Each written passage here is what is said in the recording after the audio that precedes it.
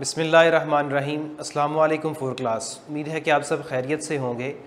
Four class हमारे chapter जो हैं इस बुक के फोर क्लास की मैथ के वो फर्स्ट वाले 4 जो हैं वो कंप्लीट हो चुके हैं। आप लोगों को पता है कि आपने सेकंड चैप्टर से स्टार्ट किए थे जो बेसिक ऑपरेटर थे।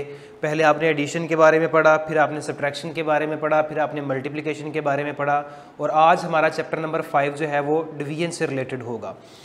सबसे पहले तो ऑब्जेक्टिव टाइप कुछ क्वेश्चंस होते हैं। जैसा कि आप लोग जानते हो कि जिस तरह मैंने आपको पहले बताया था कि एडिशन के अंदर जब हमारे पास आंसर निकलता है तो उसको हम सम का नाम देते हैं, सब्ट्रैक्शन में जब आंसर आता है तो उसको हम डिफरेंस का नाम देते हैं और मल्टीप्लिकेशन में जब हमारे पास आंसर निकलता है उसको प्रोडक्ट कहते हैं। सम टाइम बच्चों से क्वेश्चन करें कि व्हाट इज़ प्रोडक्ट या व्हाट इज़ सम या व्हाट इज़ डिफरेंस, तो वो हमें आंसर ये देते हैं कि एडिशन मीन सम और प्रोडक्ट जो होता है वो मल्टीप्लिकेशन होता है और सब्ट्रैक्शन जो होती है उसको डिफरेंस का नाम देते हैं। तो ये जो एडिशन के अंदर आता है सम, यानी कि सम, डिफरेंस और प्रोडक्ट जो है ये आंसर्स के नेम होते हैं। तो आपने एक बात का तो ख्याल रखना है कि प्रोडक्ट को आपने ये नहीं कहना कि मल्टीप्लाई करवाने को प्रोडक्ट कहते हैं, नहीं, वो प्रोसेस को हम मल्टीप्लिकेशन कहेंगे। वो प्रोसेस जो होगा मल्टीप्लाई करवाने वाला वो मल्टीप्लिकेशन कहलाएगा, लेकिन जो आंसर निकलेगा वो हमारे पास प्रोडक्ट कहलाएगा। आज है डिवीजन। सबसे पहले हम डिवीजन के बारे में सीखेंगे कि ये डिवीजन में चीज़ें कौन कौन सी आती हैं। डिवीजन आपको पता है कि एक सब्ट्रैक्शन का शॉर्टकट प्रोसेस है, जिस तरह मल्टीप्लिकेशन जो होती है वो एडिशन का एक शॉर्टकट प्रोसेस होता है। यानी कि जब अगर आप लोग टू को 5 टाइम ऐड करते हो तो 2 + 2 + 2 + 2 + 2 10 बनेगा जाकर। तो ये एडिशन जो है इसको आप ऐड करोगे तो मल्टीप्लिकेशन वो कहता है कि एडिशन को वो शॉर्ट कर देता है। कैसे? वो कहता है 2 को 5 से मल्टीप्लाई कर दो तो आंसर 10 आ जाएगा। सेम ऐसे ही सब्ट्रैक्शन जो है हमारे पास ये डिवीजन जो होगी वो सब्ट्रैक्शन की एक शॉर्टकट फॉर्म होगी। लाइक अगर आपके पास 12 है, 12 को आप 3 पे डिवाइड करना चाहते हो तो 4 आएगा। अब आप उसको जब 12 में से 3 को माइनस करते जाओगे तो वो 4 टाइम माइनस करने से उसका आंसर जो होगा वो 0 होगा। तो डिवीजन जो है हमारे पास एक शॉर्टकट प्रोसेस है किसका? सब्ट्रैक्शन का। अब हमारे पास डिवीजन के अंदर कुछ वैल्यूज होती हैं। लाइक अगर आपके पास यही वाला नंबर है 252, वो कहता है डिवाइडेड बाय 2। लेट्स सपोज वो कहता है इसको डिवाइड करवाना है आपने 2 पे। तो इसमें 2 वैल्यूज आपको नजर आ रही हैं, एक ये वाली वैल्यू है, एक ये वाली वैल्यू है। आपका लेवल छोटा है, आपके पास जो बड़ी वैल्यू होगी उसको हम डिवाइड करवाने के लिए अंदर ही रखेंगे, यानी कि 252 आएगा और 2 जो है उसको बाहर डिवाइड करवाएंगे इसके ऊपर। अब ये 2 वैल्यूज हैं। अब इसका नाम जो है उसने जो रखा हुआ है वो डिविडेंड रखा हुआ है। आपकी बुक के ऊपर नेम लिखे हुए हैं जिस जहाँ से ये चैप्टर स्टार्ट हो रहा है, तो मैं सिर्फ आपको बता रहा हूँ, आपने अच्छी तरह से वहाँ से पढ़ लेनी, रीडिंग कर लेनी है। तो 252 को डिविडेंड कहेंगे। बाहर जो नंबर है डिवाइड करवा रहा ये डिवाइजर कहलाएगा, क्योंकि डिवाइड करवा रहा है तो इसको डिवाइजर कहेंगे। अब जब हम इसको डिवाइड करवाएंगे तो 2 1s are 2, 5, 2 2s are 4, 1 12, 2 6s are 12। Answer क्या आ गया हमारे पास?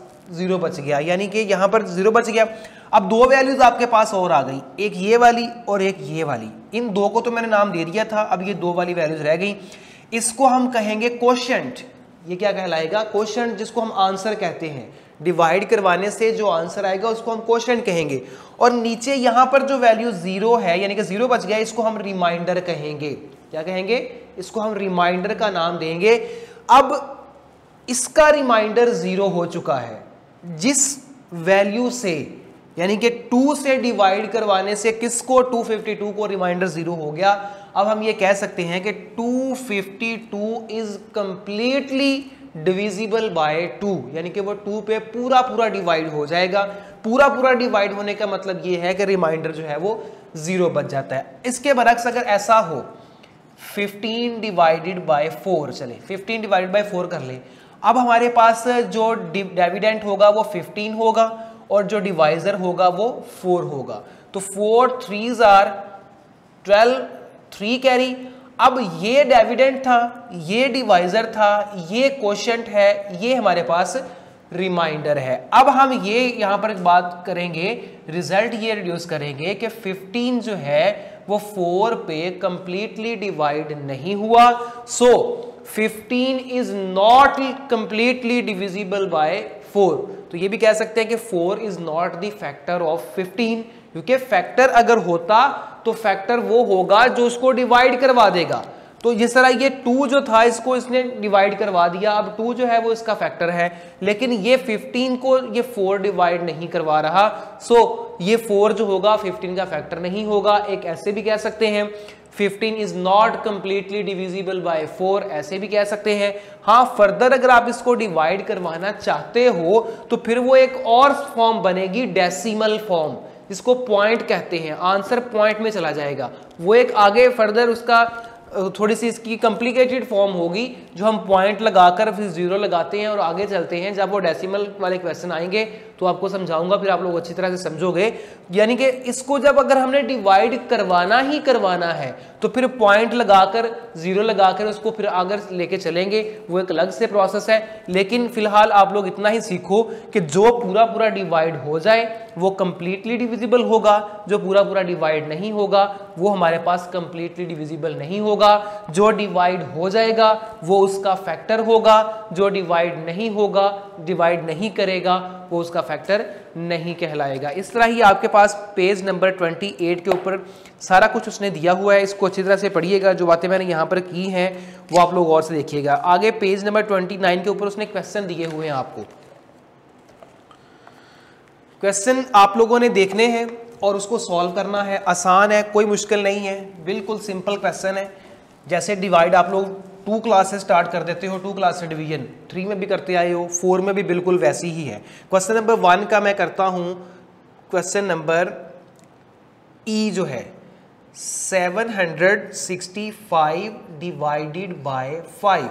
अब आपने इसको डिवाइड करवाना है।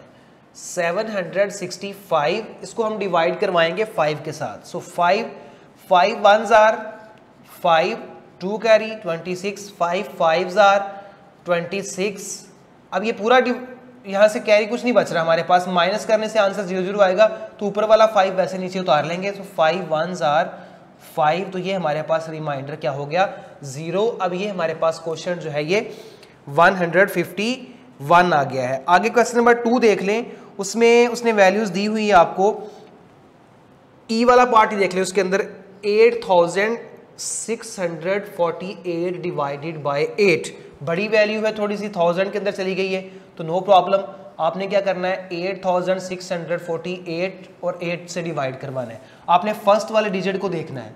अगर फर्स्ट वाला डिजिट बाहर जो डिवाइजर है उससे बड़ा है या उससे बराबर है तो आपने सिर्फ एक ही डिजिट लेना है। अगर ये छोटा होता, लाइक यहाँ पर 7 होता या 5 होता या 4 होता, तो फिर आपने फर्स्ट वाले दोनों को इकट्ठा कर लेना था। सो अब ये 8 है, तो 8 1s आर 8। अब हमने क्या किया, ऊपर से 6 नीचे उतार लिया। अब देखें, अब यहाँ पर ये क्वेश्चन समझने वाला है। अब ये 6 जो है ये छोटी वैल्यू है और डिवाइजर जो है ये बड़ी वैल्यू है। अब छोटी वैल्यू बड़ी वैल्यू पर डिवाइड नहीं हो सकती, हमने ऊपर से एक वैल्यू और नीचे उतार लेनी है, लेकिन उसमें करना ये है कि हमने यहाँ पर 0 लगाना है क्वेश्चन के अंदर। क्यों 0 लगाना है? क्योंकि ये डिवाइड नहीं हो रहा था, इसलिए हमने ऊपर एक 0 लगाकर ऊपर से वैल्यू जो है वो नीचे ले आई है। तो आगे नेक्स्ट 8 8s आर। अब 8 का टेबल आपको अच्छी तरह से आना चाहिए, क्योंकि डिवीजन और मल्टीप्लिकेशन में आपके टेबल जो है वो परफेक्ट होने चाहिए। अगर टेबल में मिस्टेक होगी तो ऑब्वियसली आपका क्वेश्चन भी गलत होगा। अब ये फिर रिमाइंडर 0 हो गया है। अब ऊपर से नीचे उतार सकते हैं, एक वैल्यू उतारने की परमिशन है। जिस तरह मैंने ये भी खत्म हो गया था, यहाँ पर 8 8 - 0 आ गया था, आगे 6 नीचे उतार लिया, तो बगैर 0 लगाए 6 नीचे उतारा। अब वो 6 छोटा था, 4 आगे चाहिए था, उसको उतारने से पहले मैंने 0 लगाया और 8 8s आर 64 कर दिया। अब ये 8 नीचे ले आया हूँ, 8 1s आर 8, तो ये हमारे पास क्या हो गया, रिमाइंडर 0 हो गया। अगर आप चेक करना चाहते हो कि आपका क्वेश्चन ठीक है या गलत है, आप खुद चेक कर सकते हो कि हमारा आंसर ठीक है या गलत है। आप ये काम करो, ये जो क्वेश्चन होता है ना, हर क्वेश्चन में आप चेक कर सकते हो। ये जो क्वेश्चन होता है, जो आंसर निकलता है, इसको आप इस डिवाइजर से मल्टीप्लाई करवाओ। अगर मल्टीप्लाई करवाने से आपकी क्वेश्चन की स्टेटमेंट आ जाती है, यानी वो वैल्यू आ जाती है, तो आपका क्वेश्चन 100% ठीक है। यानी कि 1081 को आप 8 से मल्टीप्लाई करवाओ। 8 1s आर 8, 8 8s आर 64, 64 क्या आएगा, आगे 0 है, तो 8 1s आर 8, तो ये आपके पास आंसर आ गया 8648। हर डिवीजन वाले क्वेश्चन में हर डिवीजन वाले क्वेश्चन में आप इसको चेक कर सकते हो कि आपका आंसर ठीक है या गलत है। तो आपने क्या करना है, ये पेज नंबर 29 के ऊपर क्वेश्चन नंबर 1, 2, 3 सिंपल है, बहुत आसान है, कोई मुश्किल नहीं है। तो आपने ये तीनों क्वेश्चन जो हैं अपने नीट कॉपी के ऊपर टाइटल पेज बनाना है चैप्टर नंबर 5 का अच्छी तरह से, उसके ऊपर डिवीजन उसका नाम लिखना है, और ये जितनी पीछे मैंने चीज़ें आपको बताई हैं पेज नंबर 28 के ऊपर, इन सबको अंडरलाइन कर लेना है। सबको अच्छी तरह से अंडरलाइन करने के बाद ये जो क्वेश्चन नंबर 1, 2, 3 है आपने अपनी नीट कॉपी के ऊपर अच्छी तरह से सारे के सारे पार्ट सॉल्व करने हैं। अगर किसी को किसी बात की समझ ना आई हो तो आप लोग हमसे कॉन्टैक्ट करें, इंशाल्लाह वो क्वेश्चन आपको दोबारा समझा देंगे। ओके, अल्लाह हाफिज़।